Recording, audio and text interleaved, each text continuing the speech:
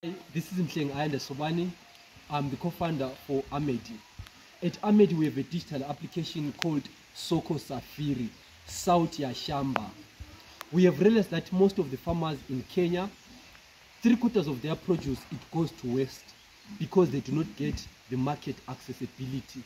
They do not know what to produce, who to buy, and they do not have access to cold storages.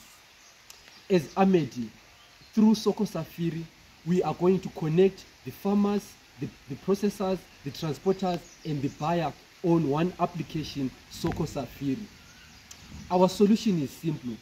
We want to put Africa farmers first. How do we do that? We want to reduce all food waste through Soko Safiri.